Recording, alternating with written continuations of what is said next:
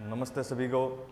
मैं दिनेश पारिक आप सभी का हार्दिक अभिनंदन करता हूं हमारे YouTube चैनल धुरीना स्कूल शिक्षा के अंदर। प्यारे विद्यार्थियों, हम अध्ययन कर रहे थे विविध प्रश्न वाला 8 के अंदर। अपने क्वेश्चन नंबर 20 तक अध्ययन कर लिया है। आज अपने अध्ययन करेंगे क्वेश्चन नंबर 21 से। क्वेश्चन नंबर 21 के अंदर अपने क्या दे रखा है कि एक झील में पानी के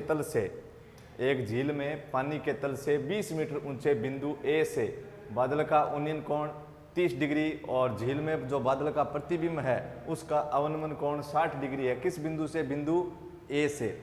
और आपको ज्ञात करनी है फिर बादल की दूरी। किस से? बिंदु ए से। उस बिंदु ए से बादल की दूरी ज्ञात करनी है।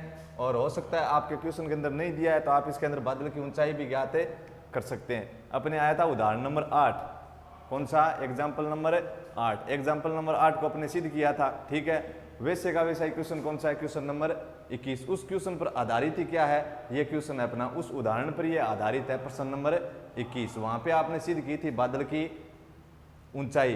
क्या सिद्ध की थी? बादल की ऊंचाई थी आपने h और h प्लस x के रूप में मानी थी और उसका मान आपने सिद्ध किया था h गुणा tan beta plus tan alpha और बट्टे के अंदर आपका था tan beta minus tan alpha. इस प्रकार का मान आपने सिद्ध किया था।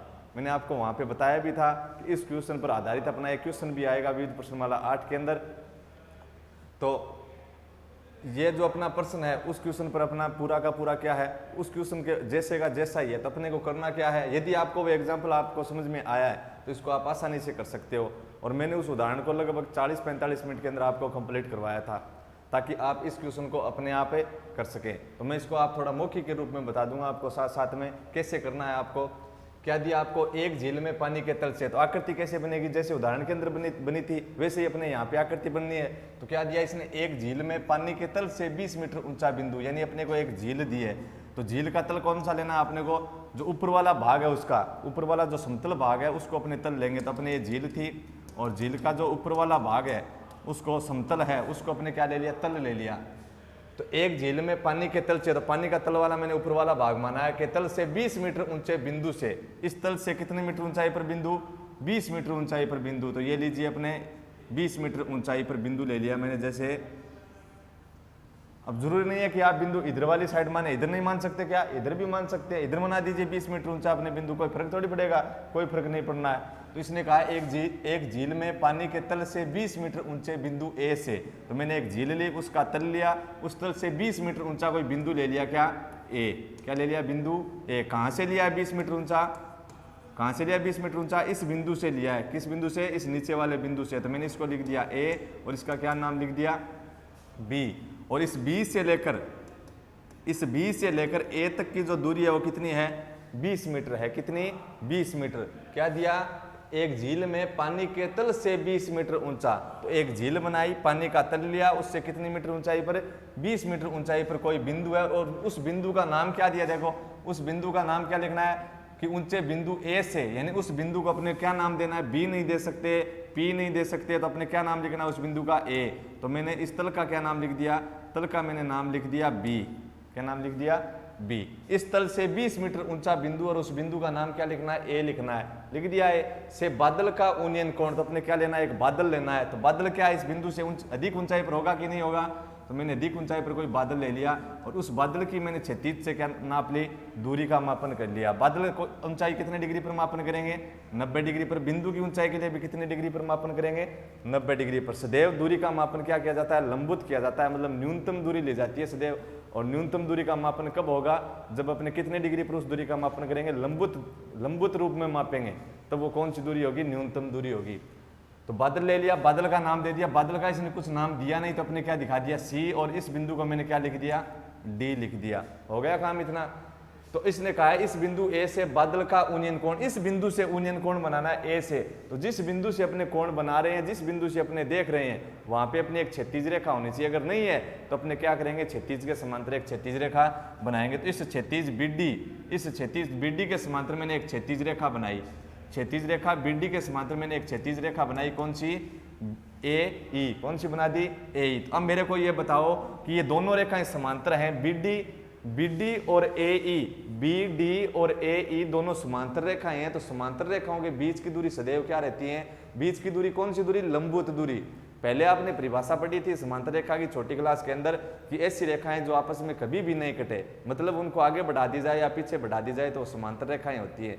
अपने को यहाँ पे क्या ध्यान में रखनी है, ये ध्यान में नहीं रखने की प्रतिच्छेद होती हैं या फिर नहीं होती हैं। आपको ध्यान में रखनी है कि ऐसी दो रेखाएं जिनके बीच की लंबवत दूरी सदैव क्या हो, समान हो, समांतर रेखाएं कहलाती हैं। तो इनके बीच की जो लंबवत दूरी है वो फिर क्या है, बराबर है कि नहीं। तो यहाँ पे अगर बीच की दूरी 20 मीटर है तो ये अपना डी भी कितना मीटर है बताओ, डी भी कितना मीटर होगा, 20 मीटर ही होगा। यानी जितना ए बी है उतना ही क्या है डी ई, और जितना बी डी है उतना ही कौन सा है ए ई, क्योंकि ये आयत बन जाएगा। आप इसको आयत सीधे कर सकते हो क्योंकि आपको ये दो क्या दे रखी है, समांतर रेखा दे रखी है। ये कोण कितने का है, 90। तो अंतः कोण योग से ये भी 90 आ जाएगा, ये भी कितना आ जाएगा, 90। चारों कोण 90 और आमने सामने की भुजाएं समांतर हों, ठीक है। और फिर ये दोनों समांतर, जो बीच की दूरी इनकी बराबरी और एक भुजा का युग्म, एक भुजा अपने बराबर मिल जाए तो उसे अपने क्या सिद्ध कर सकते हैं, आयत सिद्ध कर सकते हैं, यानी आयत हो जाएगा। इसको आपको ध्यान में रखना है नहीं, क्योंकि आप सीधा मान लेना कि ये दोनों समांतर रेखाएं हैं तो बीच की दूरी सदैव लंबवत रहेगी, कितने डिग्री, 20 डिग्री। और यहाँ पे कोण कितने का रहेगा, नीचे भी 90 डिग्री का रहेगा, ऊपर भी कितने का आएगा, 90। कैसे, क्योंकि समांतर रेखाएं होगी तो संगत कोण नियम से आप लिख सकते हो ये दोनों कोण क्या है, बराबर 90 और 90। तो इसने कहा कि झील के तल से 20 मीटर ऊंचा बिंदु, तो बिंदु ले लिया, से बादल का उन्नयन कोण, तो मैंने बादल बना दिया और मैंने क्षैतिज से उसकी ऊंचाई का मापन कर लिया कि उसकी ऊंचाई कितनी है, सी से लेकर डी तक या डी से लेकर सी तक उसकी ऊंचाई है। और फिर इसने कहा कि बिंदु ए से बादल का उन्नयन कोण, तो बिंदु ए से मेरे को बादल का कोण बनाना था, तो जहां से कोण बनाना था वहां से मेरे को क्षैतिज रेखा होनी चाहिए। तो क्षैतिज रेखा बताओ, ए पर क्षैतिज रेखा थी क्या, नहीं थी, तो मैंने बीडी के समांतर एक समांतर रेखा बना दी ए। अब क्षैतिज रेखा प्राप्त हो गई, तो अब अपने क्या बना सकते हैं, कोण बना सकते हैं। जहां से अपने को कोण बनाने हैं वहां पे आपके पास क्या होनी चाहिए, क्षैतिज रेखा होनी चाहिए। इसलिए अपने क्या करते हैं, जब भी अवनमन कोण बनाते हैं तो अवनमन कोण कैसे बनता है, अपने शिखर वाले बिंदु से नीचे के बिंदु पर देखता है। तो शिखर वाले बिंदु पर अपने क्षैतिज रेखा मिलती नहीं, तब अपने कहते हैं कि अवनमन जब कोण बनाना है तो क्षैतिज के समांतर क्या बनानी पड़ती है, क्षैतिज रेखा। तो उन्नयन कोण में भी बनानी पड़ती है कभी क्षैतिज के समांतर क्षैतिज रेखा। तो इसका मतलब ये हो गया कि हम अवनमन कोण बना रहे हैं, नहीं, इसका मतलब ये है कि अपने उन्नयन कोण बनाना हो या अवनमन कोण बनाना हो, तो जिस बिंदु से अपने बना रहे हैं उस बिंदु पर क्षैतिज रेखा होनी चाहिए, चाहे अपने उन्नयन कोण बनाए या फिर अवनमन कोण बनाए। और उन्नयन अवनमन के बारे में मैंने आपको पार्ट फर्स्ट के अंदर बता भी दिया था, कैसे उन्नयन बनता है, कैसे अवनमन कोण बनता है, क्यों अपने अवनमन कोण को समकोण त्रिभुज, अवनमन कोण को बदला जाता है। जब अपने अवनमन कोण समकोण त्रिभुज में न मिले तो अपने को तो वो समकोण त्रिभुज में चाहिए, क्योंकि अपने वही समकोण त्रिभुज लेते हैं जिसके अंदर अपना उन्नयन कोण हो या फिर अवनमन कोण हो। यदि नहीं हो अपना अवनमन कोण, उन्नयन कोण तो आपको समकोण त्रिभुज में मिल जाएगा, लेकिन अवनमन कोण यदि समकोण त्रिभुज में न मिले तब अपने क्या करते हैं, उस कोण को बदल देते हैं, किसके द्वारा, समांतर रेखा के एकांतर कोण नियम से। तब वो अपने को समकोण त्रिभुज में प्राप्त हो जाता है तथा क्षैतिज रेखा दृष्टि रेखा के बीच में प्राप्त होगा, लेकिन क्षैतिज रेखा से ऊपर प्राप्त होगा। इसलिए वो कौन से कोण में बदल जाएगा, अपने आप उन्नयन कोण के अंदर बदल जाएगा, ठीक है। मैंने वो पार्ट फर्स्ट के अंदर आपको बता दिया था। अब देखो, इस बिंदु से ए से और बादल का उन्नयन कोण बनाना है, मतलब ए को क्या कर दिया मैंने, सी से मिला दिया और उस उन्नयन कोण का मान कितना दिया, 30 डिग्री। तो कितना बना दिया, 30 डिग्री, हो गया काम। अब कह रहा है कि वह इस बिंदु ए से बादल का उन्नयन कोण 30 डिग्री, वह इस बिंदु ए से ही झील में बादल के प्रतिबिंब का, झील में जो झील है अपनी उसमें बादल का प्रतिबिंब बनेगा, उसमें प्रतिबिंब का बिंदु ए से अवनमन कोण कितना है, 60 डिग्री है। पहले तो बिंदु ए से बादल का जो कोण था, यानी बिंदु ए से बादल का उन्नयन कोण बना दिया 30 डिग्री। अब इस बिंदु ए से ही, इस बिंदु ए से ही और जो झील में बादल का प्रतिबिंब है उसकी परछाई है, उसका अवनमन कोण दे रखा है। क्यों, क्योंकि इस बिंदु से अपने नीचे की बिंदु की तरफ देखेगा तो कौन सा कोण बनना है, अवनमन कोण, इसलिए क्या नाम दिया है, अवनमन। तो इस झील में बादल के प्रतिबिंब का बिंदु ए से अवनमन कोण 60 डिग्री है। कहाँ है 60 डिग्री, झील के अंदर बादल का प्रतिबिंब है, वहां पे उसका अवनमन कोण कितना है, 60 डिग्री। तो बताओ बादल का प्रतिबिंब कहाँ बनेगा, तो उस एग्जाम्पल के अंदर मैंने आपको बात बता दी थी, वैसे ही इसके अंदर आकृति बनानी है। वो समझ में आया तो आप इसको अपने आप कर सकते हो। वहां क्या था, अपने ऐसे ही था, प्रतिबिंब बनाना था बादल का, तो यहाँ पे भी क्या किया है कि उस बिंदु से और बादल का जो प्रतिबिंब है झील के अंदर, तो उसका अवनमन कोण कितना है, 60 डिग्री। तो अब बताओ बादल का प्रतिबिंब कहाँ बनाना है, आपको ध्यान में रखना है। जब अपने परछाई जल के अंदर प्रतिबिंब की बात आती है तो अपने क्या करेंगे कि जितनी ऊंचाई पर वह वस्तु स्थित है तो परछाई को आप क्या करोगे, उस तल से उस तल से उतनी ही गहराई पर ले जाएंगे। जैसे बादल अपना 10 मीटर ऊंचाई पर स्थित है, तो आप परछाई को कितनी गहराई पर बनाओगे? 10 मीटर पर। तो बादल यहां से मैंने मान लिया कितनी ऊंचाई पर स्थित है। जैसे मान लो ये तो 20 मीटर था, ये तो 20 मीटर अपने को दे ही रखा है, तो इसको मानने की जरूरत है क्या? अपने एग्जाम्पल के अंदर तो कुछ भी नहीं दे रखा था, दिया था क्या? कुछ भी नहीं दिया था। h मीटर ऊंचाई पर बिंदु दिया था, तब आपने इसको लिख रखा था h, और ऊपर वाले को आपने मान लिया था x। तो कुल इससे ऊंचाई कितनी बनी थी? h प्लस x बनी थी। तो नीचे भी अपने कितनी गहराई ली थी? h plus x। लेकिन यहाँ पे ये कितनी दे रखी है? अपने h की जगह 20 दे रखी है, तो ये तो 20 है, इसको मानने की अपने की कोई आवश्यकता नहीं है। तो मैंने c से लेकर e तक, किससे? c से लेकर e तक मैंने कितना मान लिया? x मान लिया। कितना? x मीटर मान लिया। तो अब बताओ इस c से लेकर और किस तक है? इस बिंदु d तक, इस बिंदु d तक बताओ कुल कितना मान हो गया? ये 20 मीटर है, ऊपर वाला कितना है? x metre. क्यों? क्योंकि c से लेकर d कब बनती है? c से लेकर d जब बनती है जब आप इस ce के अंदर, जब आप इस ce के अंदर क्या जोड़ दें? ed जोड़ दें। cd के अंदर 2 भाग हैं, cd कब बनेगी? जब ce भाग के अंदर c से लेकर e लाइन के अंदर आप e से लेकर d रेखा जोड़ दें, तब आपकी क्या बन जाएगी? cd बन जाएगी। मतलब कब बनेगी? जब आपने ce के अंदर यानी x के अंदर आपने कितने जोड़ दिए? 20। दोनों नहीं जुड़ रहे तो कोष्टक के अंदर आप लिख दो कितना? मीटर का मीटर। यानी ये पूरा मान x प्लस 20 मीटर, जिसमें से x मीटर है और ये कितना मीटर है? 20 मीटर है। कितना है? 20। इसको मैंने 20 मीटर दे रखा तो मानने की आवश्यकता नहीं, और इस ऊपर वाले को मैंने कितना मान लिया? x मान लिया। तो कुल कितना हो गया? 20 प्लस x मीटर। समझ में आई बात? तो अब बादल मेरा इस तल से 20 प्लस x या x प्लस 20 मीटर ऊंचाई पर है, तो मैं इसकी परछाई कहां पर बनाऊंगा? कितनी गहराई पर बनाऊंगा? x प्लस 20 मीटर पर। तो मैंने क्या किया? इसकी बादल की जो परछाई है वो मैंने इस बिंदु पर मानी। कौन से बिंदु पर? e तक आया हुआ है ना, तो मैंने कौन से बिंदु पर मान ली? f बिंदु पर। या फिर इसको आप क्या लिख सकते हो कि ये c है, तो ये भी तो यहाँ पे बादल ही तो है, लेकिन बादल की क्या है? परछाई। तो आप इसको क्या लिख सकते हो? c डैश भी लिख सकते हो। समझ में आई बात? तो बादल की परछाई मैंने कितनी ली? जितनी बादल की ऊंचाई थी, बादल इस तल से जितना ऊंचा था उतनी गहराई पर मैंने क्या लिया है? बादल का प्रतिबिंब लिया है। जल के अंदर अपने प्रतिबिंब बना रहे हैं, तो जल के प्रतिबिंब की आपको जो शर्त है वो आपको याद रहनी चाहिए। नहीं भी रहे आपको पूरी शर्त याद, तो आप ऐसा बोल सकते हो कि तल से जितनी ऊंचाई पर अपना जो बिंदु है उसकी परछाई अपने उतनी ही गहराई पर लेंगे। आपको इतना ही ध्यान में रखना है कि बादल जो वस्तु जितनी ऊंचाई पर है तल से उतनी गहराई पर उसकी क्या लेंगे? परछाई लेंगे। ठीक है, परछाई का आप क्या बोल सकते हो? अंतिम बिंदु मान लिया। जैसे अंतिम बिंदु, तो बादल x प्लस 20 मीटर ऊंचा था तल से, तो गहराई पर गहराई आपने जो परछाई है वो कहाँ कितनी गहराई पर दिखाई? x plus 20। मतलब d से लेकर, कहाँ से लेकर? d से लेकर और इस f तक, इस f तक का मान भी कितना है? x प्लस 20 मीटर है। कितना है? x plus 20 metre. बादल जितनी ऊंचाई पर, बादल जितनी तल से जितनी ऊंचाई पर उतनी गहराई पर उसका प्रतिबिंब। ऊंचाई कितनी? x प्लस 20, तो गहराई भी कितनी? x plus 20। समझ में आई बात? प्रतिबिंब भी कितनी गहराई पर? x प्लस 20 मीटर पर। अब इस बिंदु का, इस प्रतिबिंब का बिंदु a से अवनमन कोण दिया, यानी a को आपको किससे मिलाना है? a को आपको किससे मिलाना? a को किससे मिलाना है? f बोल सकते हो, या फिर आप कौन सा बिंदु बोल सकते हो? c dash. क्या बोल सकते हो? c डैश बोल सकते हो। ठीक है, तो इसने कहा कि इस बिंदु से, किस बिंदु से? बिंदु a से और बादल की परछाई का अवनमन कोण, बिंदु a से बादल की परछाई का अवनमन कोण, और कितना दे रखा है? 60 डिग्री दे रखा है। वहां पे आपको दिया हुआ था उदाहरण में बीटा, और यूनियन कोण दिया हुआ था आपको अल्फा। तो यहाँ पे इस बिंदु a से बादल की परछाई का अवनमन कोण दे रखा है आपको 60 डिग्री। तो अवनमन कोण क्या होता है? क्षैतिज रेखा और दृष्टि रेखा के बीच में, लेकिन क्षैतिज रेखा के नीचे। तो अब बताओ बनानी पड़ेगी क्या? क्षैतिज रेखा बनाई हुई है अपनी पहले से। तो बिंदु a से अवनमन कोण बनाया है, तो बिंदु a से बनाया, तो देखो ये रही अपनी क्षैतिज रेखा, ये रही अपनी दृष्टि रेखा।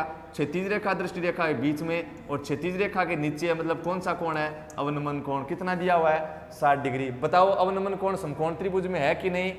है कि नहीं? बिल्कुल है। ये कोण 90, तो ये भी आपका कितने का बचेगा? 90 का ही बचना है, क्योंकि दोनों समांतर रेखाएं हैं। अंतःकोणों का योग कितना होगा? 180। ये 90, तो ये भी कितना क्या है? 90। समांतर रेखाएं, तिर्यक रेखा, तो ये 90 है, तो ऊपर वाला भी 90। क्यों? संगत कोण नियम से। समांतर रेखा के अंदर कितने नियम लगा सकते हैं? 3 नियम।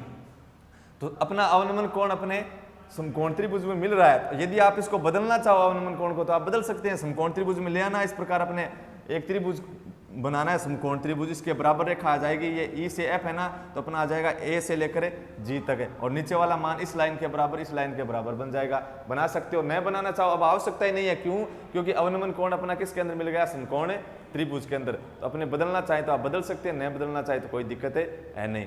तो अब मेरा अवनमन कोण समकोण त्रिभुज में आ गया, तो मैं नहीं बदलूंगा इसको। क्यों? क्योंकि मेरे को तो ऊनियन कोण या अवनमन कोण कहाँ चाहिए? समकोण त्रिभुज में चाहिए। ऊनियन कोण तो समकोण में मिलेंगे, अवनमन कोण नहीं मिले तो समकोण में, तो अपने उसको समांतर रेखा के एकांतर कोण नियम से बदल लेते हैं।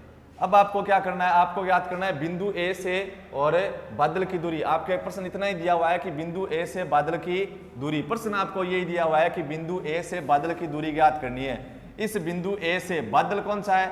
बादल है सी। बिंदु ए से और बादल कहाँ है? बिंदु सी पर है। इसकी दूरी ज्ञात करनी है, मतलब आपको एसी ज्ञात करना है। क्या ज्ञात करना है? एसी बराबर ज्ञात करना है। ये आपको बादल की ऊंचाई ज्ञात करनी है, तो बादल की ऊंचाई है डी से लेकर सी। क्या है? डी से लेकर सी। बादल की ऊंचाई कहाँ है? डी से लेकर सी तक है। और अपने क्या दिया हुआ है इसके अंदर?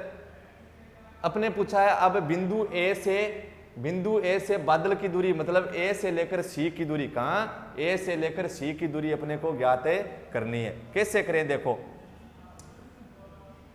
अपने एक समकोण त्रिभुज ले लेते हैं। मैं आपको मौखिक रूप से बता दूंगा आप जल्दी, क्योंकि मैंने आपको ऐसा उदाहरण आपको कंप्लीट करवा दिया था, लगभग 40-50 मिनट अपने उसको किया था।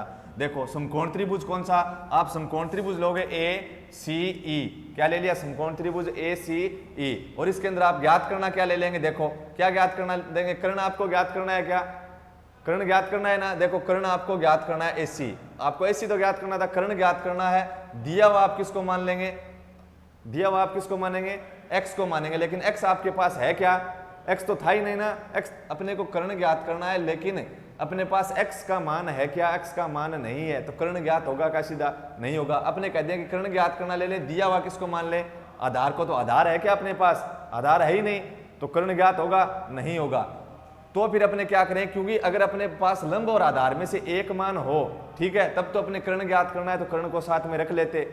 लेकिन कर्ण की वैल्यू नहीं दी गई है, नए लंब आधार की वैल्यू दी गई है, तो अपने कैसे कर सकते हैं? फिर कर सकते हैं क्या? नहीं कर सकते। तो आप कैसे करो?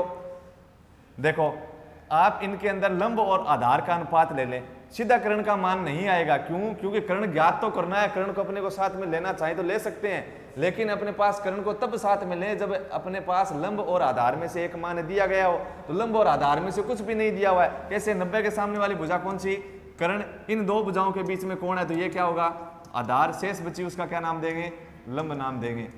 यही तो है। या फिर 90 के सामने वाली कर्ण, न्यून कोण के सामने वाली भुजा लंब, और शेष बची वो आधार। तो इस लंब और आधार में से कुछ भी नहीं दिया हुआ है, कर्ण ज्ञात करना है। और इसके साथ यदि अपने को लंब और आधार में से कुछ दिया होता, तब अपने कह सकते थे कि अपने कर्ण ज्ञात कर लेंगे। तो अपने कुछ भी नहीं दिया, तो आप क्या करोगे?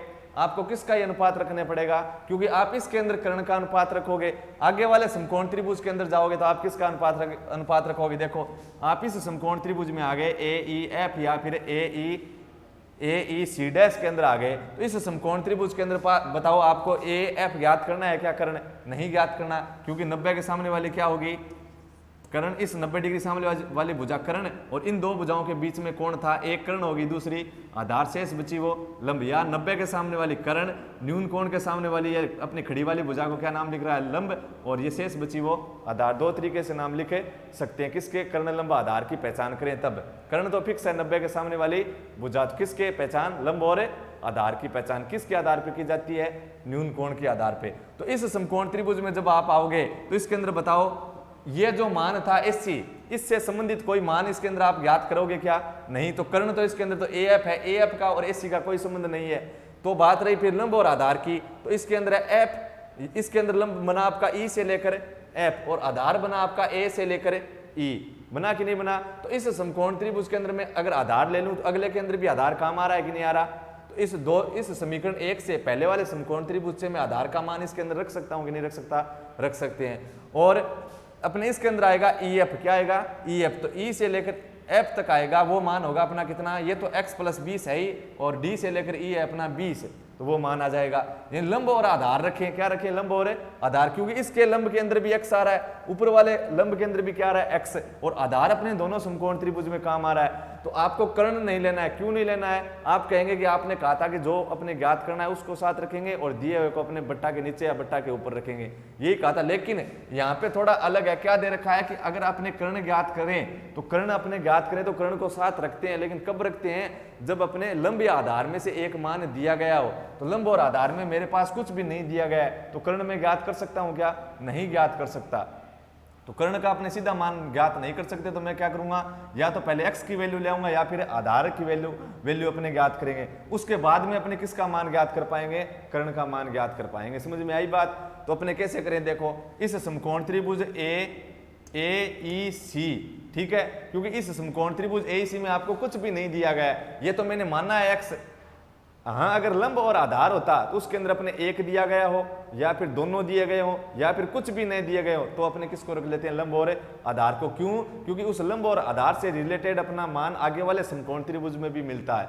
हो सकता है आधार बट्टा लंब मिले या फिर लंब बट्टा आधार मिल जाए, लेकिन मिलता है। अगर मैं कर्ण ले लूं तो ये कर्ण AC, इससे संबंधित मान अगले समकोण त्रिभुज में कहीं पर भी नहीं आ रहा है, तो आप उस मान को हटाओगे कैसे। अपने तो समीकरण 2 में समीकरण 1 से क्या रखते हैं, मान रखते हैं। तो अपने पहले इस तरीके से देखो, क्या करोगे, समकोण त्रिभुज आप जाओगे किसके अंदर, AEC, और इसके अंदर अपने ज्ञात करना क्या ले लोगे, x ज्ञात करना ले लिया आपने। जैसे तो ज्ञात करना आपने x ले लिया, दिया हुआ आपने क्या मान लिया, आधार, तो आप लिखोगे लंब बाई आधार, और लंब बाई आधार आपको कौन सा त्रिकोणमितीय अनुपात मिलता है, tan थीटा। लंब मिला आपको x, आधार क्या है इसके अंदर, a से लेकर e, तो लंब बाई आधार बराबर tan थीटा। थीटा की जगह कितना है, 30, और tan 30 की वैल्यू कितनी होती है, 1/√3। तो क्या मान बना, अगर वज्र गुणा करवा दूं तो क्या बनेगा, इस a को मैंने 1 की जगह भेज दिया, तो क्या मान बना, x बराबर a/√3। या फिर आप बोल सकते हो किसका मान ज्ञात कर ले, यहाँ पे किसका मान ज्ञात कर ले, तो x का मान ज्ञात किया, इस a को 1 की जगह भेज दिया, तो a गुणा 1 यानी a बट्टे कितना, √3 x का। अगर a बराबर आप चाहो तब कितना बन जाएगा, a बराबर a को 1 से गुणा किया a और x को √3 से गुणा कराओगे तो कितना बनेगा, x √3। इसको आप कितना नंबर समीकरण मान लेंगे, समीकरण नंबर 1। फिर आप क्या करोगे, किसके अंदर जाओगे, समकोण त्रिभुज किसमें, AEF। कौन से समकोण त्रिभुज में, देखो आप जाएंगे फिर समकोण त्रिभुज AEF या फिर AEC', इस समकोण त्रिभुज के अंदर जाएंगे। इस समकोण त्रिभुज में आपको क्या ज्ञात करना बताओ, इस समकोण त्रिभुज में आपको कर्ण ज्ञात करना है क्या, नहीं ज्ञात करना। तो फिर क्या मान लेंगे कि लंब अपने पास है, देखो E से लेकर F, कुछ न कुछ तो वैल्यू दी हुई है लंब से संबंधित 20, तो लंब अपने दिया हुआ मान ले, और ज्ञात करना क्या ले लें, आधार। या फिर अपने जब कर्ण तो अपने इसके अंदर ज्ञात करना है नहीं समकोण त्रिभुज के अंदर, तो अपने क्या करेंगे, लंब और आधार का अनुपात रखेंगे, या फिर आधार और लंब। तो मैंने देखा लंब से संबंधित कुछ मान दिया गया है और आधार के अंदर अपने पास AE कुछ भी नहीं है, क्या लिखा, आधार बट्टा लंब, और आधार बट्टा लंब कौन से त्रिकोणमितीय अनुपात का मान होता है, कोट का। आधार बट्टा आप लिखोगे कि क्योंकि समकोण त्रिभुज AEF या AEC' में और लंब से संबंधित कुछ मान है मेरे पास, तो वो दिया हुआ मान लिया, ज्ञात करना आपने क्या ले लिया, आधार। तो आपने लिखा आधार बट्टे लंब और बराबर आधार बट्टा लंब, लाल बट्टा कक्का से कौन सा बॉक्स मिला, 4 नंबर। तो 4 नंबर त्रिकोणमितीय अनुपात कौन सा हुआ, कोट थीटा हो गया। तो आधार कहां से लेकर कहां तक है, A से लेकर E तक, दूसरे समकोण त्रिभुज में। अब ठीक है, A से E तक बट्टा लंब, लंब कहां से कहां तक, E से लेकर F तक, कहां तक है, E से लेकर F तक। तो आधार बट्टा लंब बराबर क्या, कोट थीटा, और थीटा की जगह वैल्यू कितनी है बताओ, अवनमन कोण कितना था, 60 था, कितना था, 60। अवनमन कोण कितना है, 60 दे रखा है, तो आपने कितना लिख दिया, 60। ये लीजिए कोट 60, यहां पे कितना दिया था, 31, तो tan 30 की वैल्यू 1/√3, ठीक है। और कोट 60 की वैल्यू कितनी, जितनी अपनी किसकी होती है, tan 30 की होती है, उतनी तो होती है कोट 60 की वैल्यू, मतलब 1/√3। AE की जगह आपने AE लिख दिया। अब मेरे को ये बताओ EF, E से लेकर F तक मान कितना है, E से F तक, E से F तक अपना मान कब आता है, जब आप ED के अंदर, किसके अंदर, E से लेकर F तक मान कब आएगा, जब आप ED के अंदर यानी ED में आप क्या जोड़ दें, इस ED के अंदर आपने क्या जोड़ा, D से लेकर F जोड़ा, क्या जोड़ा, D से F, बराबर मान कितना, 1/√3। तो बताओ ED का मान कितना है, E से D तक 20, कितना, 20। तो मैंने इस ED की जगह कितना लिख दिया, 20 लिख दिया, प्लस DF, प्लस किसका मान, DF का मान, प्लस है आपके पास DF का मान। D से लेकर F तक का मान कितना है बताओ, D से F तक का मान x प्लस 20, कितना, x प्लस 20। क्यों जोड़ के अंदर है तो कोष्टक के अंदर आपको लिखने की आवश्यकता ही नहीं है, नेगेटिव हो तो अब अपने कोष्टक पे चिन्ह का प्रभाव पड़ेगा। और बराबर 1/√3, 20 कितने हो गए 40 और प्लस में कितना है x, यानी कितने बन गए अपने भाग के अंदर x प्लस 40 या 40 प्लस x। अब अपने इसका वज्र गुणा करवा दिया तो कितना बनेगा, x प्लस 40 को मैंने 1 की जगह भेज दिया, कितना आ गया AE बराबर x प्लस 40 और कितना भाग के अंदर √3। समझ में आई बात। ये अपनी होगी समीकरण नंबर 2।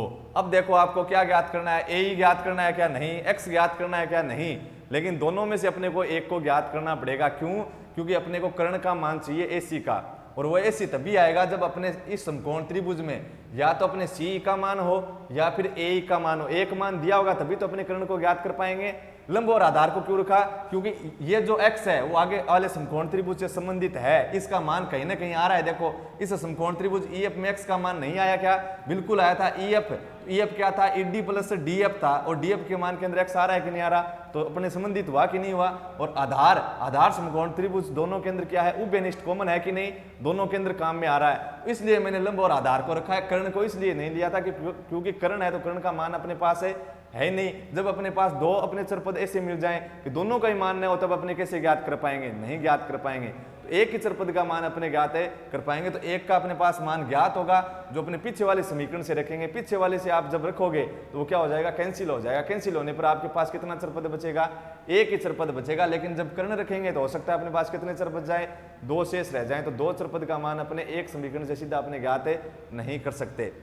यानी एक समीकरण के अंदर आपको 2 चरपद मिलेंगे तो फिर ज्ञात नहीं हो पाएंगे। तो अपने क्या किया, इस समीकरण में आप किसकी जगह मान रखो बताओ, आप a की जगह मान लिख सकते हो कितना, x√3। कितने लिख सकते हो, x√3, क्योंकि अपने तो अब चाहे न तो अपने को आधार ज्ञात करना है, न अपने को x ज्ञात करना है, दोनों ही नहीं ज्ञात करने वैसे तो फिर अपने तो ज्ञात करना है AC, कर्ण ज्ञात करना है। कर्ण ज्ञात करने के लिए आपको इन दोनों में से एक मान चाहिए, तो आप आधार भी ज्ञात कर सकते हो और लंब भी ज्ञात कर सकते हो। तो जैसे मैंने मान लिया, आप AE की जगह x√3 लिख सकते हो और x की जगह AE√3। तो देखो आप इस x की जगह AE/√3 लिखोगे, फिर प्लस में 40 है तो 40 के भाग में आपको एक मानना पड़ेगा, LCM लेना पड़ेगा।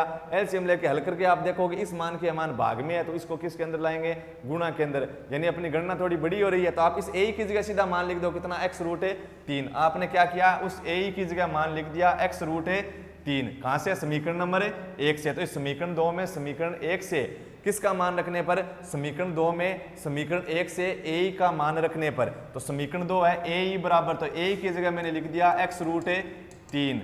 ये लिख दिया AE की जगह x√3 बराबर x प्लस 40, बराबर है x प्लस 40 और भाग में है √3। इसके भाग में एक मानकर और आप वज्र गुणा करवाओ। ठीक है, वज्र गुणा जब आप करवाओगे तो बताओ कितना बना, वज्र गुणा जब आपने करवाया तो x√3 को √3 से गुणा करवाना पड़ेगा, यानी x√3 गुणा √3। तो √3 गुणा √3 कितना हो गया, √9, और 9 का वर्गमूल कितना, 3। यानी कितने बन गए, 3x बन गए, कितने, 3x। और बराबर में कितने हैं, x प्लस 40, बराबर में है x प्लस 40। प्लस का x अपने बाईं तरफ लाए तो क्या होगा, -x, यानी 3x माइनस x कितने हो गए, 2x, और 2x बराबर कितना, 40, यानी 2x = 40। तो x के इंटू में अपने 2 पक्षांतरण करेंगे तो अपने क्या होगा, फिर राइट हैंड साइड में ले जाएंगे तो किसके अंदर चला जाएगा, भाग के अंदर। तो 40/2 कितना बनेगा, 20। मान किस में है, मीटर में। यानी x की वैल्यू कितनी आई, 20 मीटर। कितनी मीटर आई, 20 मीटर। ये लीजिए 20 मीटर। इस x की अपनी वैल्यू आ गई है 20 मीटर। अपने को ज्ञात क्या करना था, उस बिंदु A से और बादल की दूरी ज्ञात करनी थी। बादल की दूरी ज्ञात करनी है बिंदु A से, यानी अपने को AC ज्ञात करना है। तो अब आप वापस क्या लगाओगे कि समकोण त्रिभुज AEC में, समकोण त्रिभुज AEC के अंदर ज्ञात करना आप क्या लोगे, कर्ण ज्ञात करना लोगे। और दिया हुआ आपको क्या है, इस समकोण त्रिभुज AEC में, इस समकोण त्रिभुज AEC में आपको कर्ण ज्ञात करना है। C दिया हुआ आपके पास, आप बताओ क्या है, फिक्स मान CE, मतलब है लंब आपको दिया हुआ है। और कर्ण बाई लंब क्या होता है, लाल बट्टा कक्का से बताओ, कर्ण बाई लंब कौन सा मिलेगा, कोसेक थीटा। क्या मिलेगा, कोसेक थीटा मिलेगा। 6 नंबर बॉक्स मिलेगा आपको लाल बट्टा कक्का में, कर्ण बाई लंब। ठीक है, तो 6 नंबर बॉक्स है, तो अपने क्या होगा, 6 नंबर त्रिकोणमितीय अनुपात यानी कोसेक थीटा। थीटा की जगह अपना कोण कितना दिया हुआ है, 30, और कोसेक 30 की वैल्यू कितनी होती है, 2। कोसेक 30 की वैल्यू कितनी, 2। तो कर्ण का मान कितना है, AC बाई लंब। लंब अपना कितना था, x, कहां से कहां तक था, C से लेकर E, और कितना था, x था। x की वैल्यू मैंने प्राप्त कर रखी है समीकरण में, कितनी, 20, बराबर 2। अपने वज्र गुणा कराओ, तो एस सी को 1 से गुणा करवाया तो एस सी 20 को मैंने 2 से गुणा करवाया तो कितना 40 और मान किसमें मीटर में। तो अतः उस बिंदु से बादल की जो दूरी है वो कितनी है 40 मीटर है। कितनी 40 मीटर। समझ में आई बात। यदि आपको बादल की ऊंचाई ज्ञात करनी थी साथ में, ठीक है, क्वेश्चन के अंदर दिया हुआ नहीं, अगर आपको पूछ ले बादल की ऊंचाई तो आप बता सकते हो बादल की ऊंचाई क्या है सीडी है। क्या है सीडी, यानी डी से लेकर सी तक बादल की ऊंचाई क्या है, इस डी से लेकर कहां तक है सी तक है। और ये डी से सी कब आती है, जब आप डी ई के अंदर, किसके अंदर है, जब आप डी ई के अंदर, इस डी ई के अंदर आप क्या जोड़ दो ई सी जोड़ दो तो डी ई कितनी है 20 और उसके अंदर आपने ई सी जोड़ दिया x। यही थी तो अपनी बादल की ऊंचाई। देखो ये रही बादल की ऊंचाई डी से लेकर सी कितनी थी x + 20। तो आपको ज्ञात करना था, जैसे मान लो बादल की ऊंचाई, तो आपने लिखा बादल की ऊंचाई और बादल की ऊंचाई है सी से लेकर डी तक कितनी x + 20 बराबर कितना हो जाएगा, x की जगह वैल्यू कितनी आई 20 + 20 कितनी हो गई 40। यानी बादल की ऊंचाई कितनी है 40 मीटर और बिंदु ए से उसकी दूरी कितनी है 20 मीटर। समझ में आई बात। अब अपने देखो आप सीधा कर्ण ज्ञात करना चाहें इस त्रिभुज से, तब आपका होता है, जैसे मान लिया आपको कर्ण ज्ञात करना था, दिया हुआ आपने x मान लिया, यानी आपने लंब और आधार को साथ में नहीं रखा। आपने क्यों नहीं रखा, क्योंकि अपने वही मान लेकर चलते हैं जो आगे वाले समकोण त्रिभुज में काम आए, ताकि समीकरण 1 से कुछ चरपदों को अपने हटा सकें। तो यहाँ पे आपका सी ई रहता, यानी x मान रखा है उसको x, यहाँ पे आधार ए ही है, ठीक है। आगे वाले के अंदर भी देखो x कहीं ना कहीं संबंधित है। इस ई एफ के अंदर अपना x आया था, क्यों, क्योंकि ई एफ का मान कितना है ईडी के अंदर 20 था और प्लस आगे डी एफ कितना था x + 20 था। x मिला कि नहीं मिला, ऊपर वाले में भी x मिला त्रिभुज समकोण त्रिभुज में, दूसरे में भी कितना मिला x मिला अपने को। और पहले वाले समकोण त्रिभुज में अपने पास ए ही था, अगले वाले के अंदर भी अपने को ए ही मिल रहा है, क्योंकि दोनों के अंदर ये आधार क्या है उभयनिष्ठ है। दोनों मान जो मैंने पहले समकोण त्रिभुज के अंदर मान लिए थे वो मान अपने दूसरे समकोण त्रिभुज के अंदर मिल रहे हैं, मतलब उनसे संबंधित हैं। पहले वाला मान दूसरे समकोण त्रिभुज वाले मान से संबंधित है, तब अपने मान ज्ञात कर सकते हैं। लेकिन कर्ण वाला मान इस समकोण त्रिभुज में कर्ण में लेकर चलता तो आगे वाले के अंदर किसी से संबंधित नहीं था। अगर आप करना चाहें तब देखो ये कर्ण था आपके पास है कि नहीं, देखो मैं आपको बता दूं थोड़ा सा, कर्ण था आपके पास, ठीक है।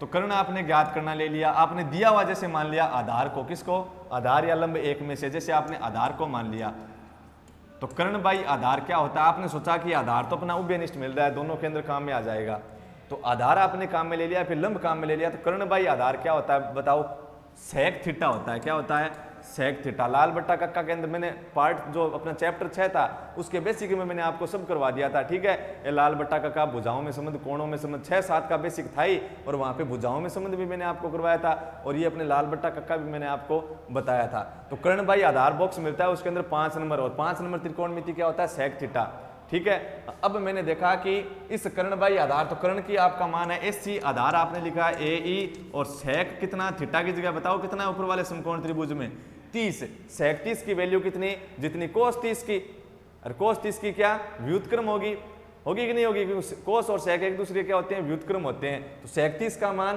क्या होगा 2/√3, इसकी वैल्यू मिलेगी आपको 2/√3। सेक 30 की वैल्यू कोस 30 की व्युत्क्रम, तो कोस 30 की वैल्यू होती है √3/2, तो इसकी कितनी होगी 2/√3। इसमें से आप किसका मान निकालो, जैसे एस सी बराबर आपने निकाल लिया, तब तो हुआ कि ए ई का गुणा कितना 2/√3। यदि आपने निकाला किसका ए ई के बराबर मान, तब आपका मान बनेगा कितना एस सी √3 और बट्टे के अंदर 2, जैसे अपनी समीकरण 1 हो गई। फिर आप दूसरे समकोण त्रिभुज के अंदर आओगे, इसके अंदर, तो इसके अंदर आपने जैसे ज्ञात करना ले लिया, कर्ण तो ज्ञात करना है नहीं इसके अंदर, तो आपने जैसे लंब ज्ञात करना ले लिया, दिया हुआ आधार मान लिया, फिर आधार ज्ञात करना ले लिया, दिया हुआ क्या मान लिया, कर्ण मान लिया, क्योंकि सॉरी कर्ण नहीं, क्या मान लिया, लंब मान लिया, क्योंकि कर्ण तो अपने ज्ञात करना है ही नहीं दिया हुआ है। तो इसके अंदर आधार आपको नहीं दिख रहा है, लंब से संबंधित कुछ मान आपको दिया हुआ दिखाई दे रहा है, तो आधार आपने ज्ञात करना ले लिया, दिया हुआ आपने क्या माना, लंब। तो आधार बाई लंब क्या होता है, कोट थीटा, क्या कोट थीटा ही तो होता है, लंब बाई आधार 10 और आधार बाई लंब कोट, 4 नंबर बॉक्स होता है आधार बाई लंब। तो 4 नंबर त्रिकोणमितीय अनुपात क्या मिला,